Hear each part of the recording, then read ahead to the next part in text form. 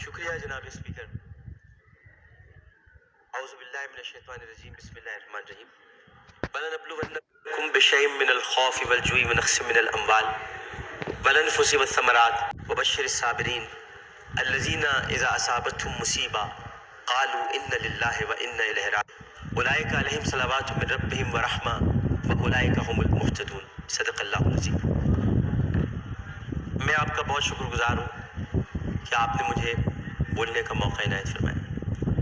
جناب اسپیکر، میں اسمبلی میں بہت کم بولتا ہوں. اس کی وجہ یہ ہے کہ میں کچھ معاملات ایسے ہیں جن کو سیاسی امور نہیں سمجھتا. اسمبلی میں ہم سب تقسیم ہیں. ہم اس لیے تقسیم ہے کہ ہمیں تقسیمی بنیادوں پر تقسیم کیا جاتا ہے.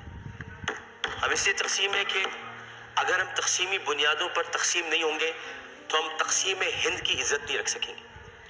اس لیے ہمیں اس بنیاد پہ تقسیم کیا جاتا ہے کہ ہم تقسیم ہو کر آئے ہیں، لہٰذا تقسیم ہو کر اپنے اپنے جذبات اور اپنی اپنی کیفیات کا اظہار کریں اپنی اپنی پارٹی پالیسی کے مطابق. اسمبلی ہم سب کے لیے بولنے کے لیے اسے بھی ضروری ہے کہ ہم سب ان جگہوں سے منتخب ہو کر آئے جہاں کے لوگوں نے ہمیں اپنا درد سنانے کے لیے بھیجا.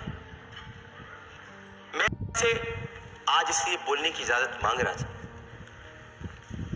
کہ بہت گفتگو ہو رہی ہے اور ظاہر ہے کہ اس وقت پورا پاکستان ایک بچی، ایک خاتون اور خواتین اور ان سب کی عزت پر دل گرفتہ ہے، پشیماں ہے، افسردہ ہے اور بہت تکلیف میں.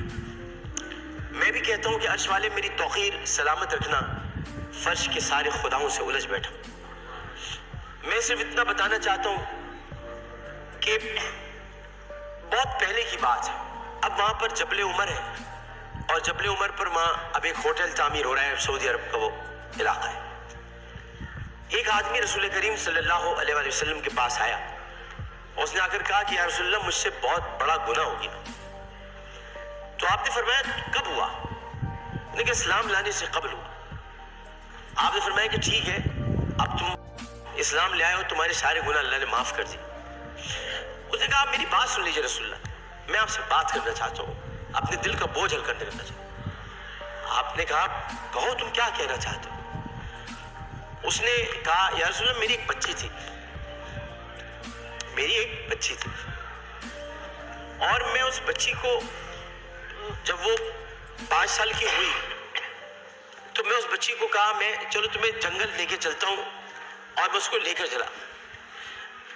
جناب اسپیکر توجہ چاہوں گا، میں اس کو جنگل لے کر چلا. اب میں اس لیے لے کر چلا کیونکہ میری عزت پر حرف آ رہا تھا کہ میرے گھر میں بچی کیوں پیدا ہوئی. نبی کریم بہت غور سے سن رہے تھے. صحیح بخاری اور صحیح مسلم میں اس حدیث کو بیان کیا، ترمذی شریف میں بہت تفصیل کے ساتھ. تو انہوں نے بہت توجہ سے سنا اور کہنے لگا میں جنگل میں لے کے گیا. پھر میں نے ایک گڑھا کھودا. گڑھا کھودنے کے بعد میں نے بچی سے کہا اس میں لیٹ جاؤ. اچھا جب میں گڑھا کھود رہا تھا تو یا رسول اللہ مجھے ایک بات یاد آئی کہ وہ کھودتے کھودتے مجھے پسینہ آنے لگا، تو اس نے اپنے چھوٹی سی چادر سے میرا پسینہ بھی صاف کیا. اور اس کے بعد میں نے اس بچی کو گڑھے میں ڈال دیا اور پھر میں نے مٹی ڈالی. تو عربی میں اس نے مجھ سے کہا، ترجمہ آپ کے سامنے پیش کروں، بابا میں مر جاؤں گی بابا. اور میں نے اس کو مار دیا. بہت دیر تک خاموشی حجر رسول میں رہی.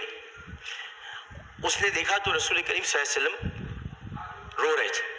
خاتم النبیین، سید المرسلین، شفیع المذنبین، انیس الغریبین، رحمت للعالمین، راحت العاشقین، مراد المشتاقین، شمس العارفین، سراج السالکین، مصباح المقربین، محب الفقراء والغرباء والیتام والمساکین. ہمیں سکھاتے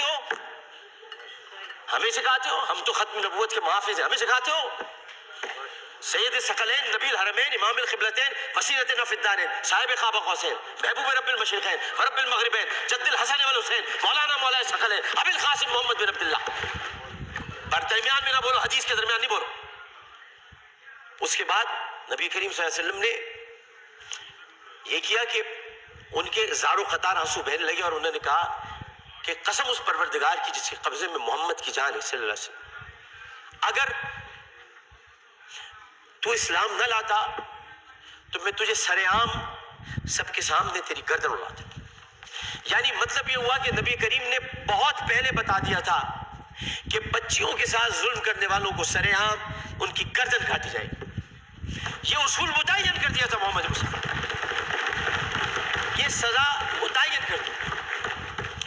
ظلم کرنے والا جناب اسپیکر کوئی صنف نہیں رکھتا. خدا کے لیے اسے مرد نہ کہے، خدا کے لیے اسے عورت نہ کہے. ظالم کی صنف نہیں ہوتی، ظالم کی صنف نہیں ہوتی. ظالم نہ مرد ہوتا ہے، ظالم کو مرد نہیں کہتے. میرے بھائی نے کہا ہے فیصل وارڈے نے میں نامرد بنا دوں گا. ارے وہ تو ہے ہی نامرد، جو عورتوں کی عزت لوٹتے انہیں کیا نامرد بناؤ، وہ تو ہے ہی نامرد. ہم ظالم کی صنف مقرر کر کے معاشرے کو پھر تقسیم کرتے ہیں. ہمیں کسی کی صنف مقرر نہیں کرنی، ہمیں صرف اور صرف قرآن اور سنت کے مطابق ان سزاؤں کا احیا کرنا ہے جن کی ضرورت ہے. یہ واقعہ موٹر وے پر ہو یا حلقہ 245 کی کسی کچی گلی میں، اس میں یہ بحث ہی نہیں کرنی. بحث ہمیں یہ کرنی ہے کہ انسانیت کی تسلیم ہوئی. بحث ہمیں یہ کرنی ہے کہ ہم کیا کر رہے ہیں. بحث ہمیں یہ کرنی ہے کہ اگر ہم ریاست مدینہ کے دعوے دار ہیں تو ریاست مدینہ میں اگر ایسا واقعہ ہوتا تو ہم کیا کرتے. ہمیں یہ کرنا ہے، ہمیں قانون سازی کرنی ہے، ہمیں اسمبلی میں بیٹھ کر اس معاملے کو مل جل کر حل کرنا ہے. میں کسی کا بھی یہاں زیادہ وقت لینا نہیں چاہتا. میں بہت دل گرفتہ ہوں کیونکہ اس بچی کے گھر میں کوئی کمانے والا نہیں ہے. بنیر سے آئے ہوئے پختون گھرانہ تھا، پٹھان گھرانہ بیچارہ، جو وہاں کما رہے تھے. عمر صادق اس کا والد، بہت پیاری سی معصوم سی بچی تھی. ہر بچی معصوم ہوتی ہے، پیاری ہوتی ہے، لیکن جناب اس میں سوچیے ایک پختون فیملی کی بچی جو بڑے غیور ہوتے ہیں. میں اپنے تمام پختون بھائیوں سے کہتا ہوں، میں ان سے بڑی محبت کرتا ہوں. غیور قوم ہے، ایک عزت دار قوم ہے، جو آتے بھی ہیں عزت سے کمانے کے لیے، عزت سے جینے کے لیے. چاہے ان کے ساتھ خیبر پختونخوا میں ظلم ہو، چاہے کسی بھی حصے میں ہو اور کسی بھی قوم کے ساتھ ہو. پاکستان کا ہر قومیت رکھنے والا فرد میرا پاکستانی بھائی ہے. اور میں یہ کہتا ہوں کہ وہ بچی ایک دن جب اس کمرے میں رات بھر اس کو بند کر کے رکھا گیا ہوگا اور پھر اس کو درندگی کے ساتھ اس کی عصمت دری کرنے کے بعد اس کو جب زندہ جلایا ہوگا تو کتنی تکلیف ہوئی ہوگی اس معصوم سی بچی مروہ کو. جبکہ قرآن کہتا ہے ان الصفا والمروہ من شعائر اللہ.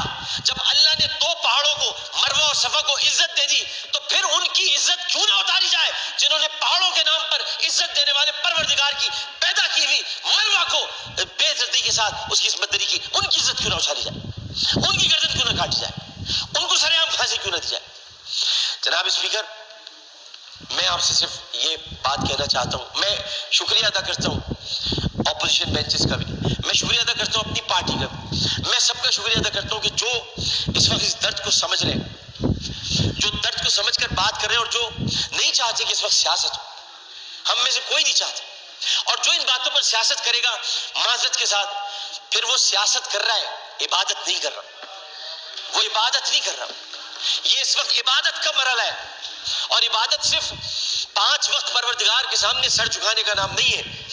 عبادت ظالم و جابر حاکم کے سامنے کلمہ حق کہنا بھی ہے. اور عبادت اپنی جگہ پر رہتے ہوئے جب اللہ تعالیٰ نے قوت گویائی عطا کی ہے اور 5 سوالات جب حشر میں کیے جائیں گے، کہاں سے کمایا تھا، کیسے کمایا تھا، جوانی کہاں گزاری، بولنے کا علم دیا تو بولے کہ نہیں بولے، ما کنت تقول فی ھذا الرجل، اس رسول کے بارے میں تمہارا کیا خیال ہے، کیا جانتے ہو، اس وقت ہماری زبانیں گم ہو کر نہ رہ جائے. اس لیے ہمیں اپنی اپنی جگہ پر رہتے ہوئے اس کو عبادت سمجھ کر اپنا حق ادا کرنا ہے. میں اتنا کہنا چاہوں گا آخر میں، جناب اسپیکر، میں اس ایوان سے ہاتھ جوڑ کر مطالبہ کرتا ہوں، بحیثیت ان کا ساتھی، بحیثیت رکن قومی اسمبلی، انہی کا ساتھی، انہی کا بھائیوں، اپنی بہنوں کا بھائیوں، اپنے جو ہمارے اپوزیشن والے ان کی بہنوں کے بھائیوں، صرف اتنا کہنا چاہتا ہوں کہ اس اسمبلی میں ہم پتہ نہیں کب رہے، کب تک رہے، کیا رہے، ہمیں نہیں پتا، لیکن ہم جتنے دن بھی رہے یہ اسمبلی ایک تاریخ بن جائے کہ ہم نے یہ اسمبلی نے قرارداد منظور کی تھی اور بل بنایا تھا کہ بچیوں کو میں ہر قتل کی بات ہے، بچیوں کی عصمت دری کرنے والوں کو سزائے موت دی جائے. شکریہ جناب.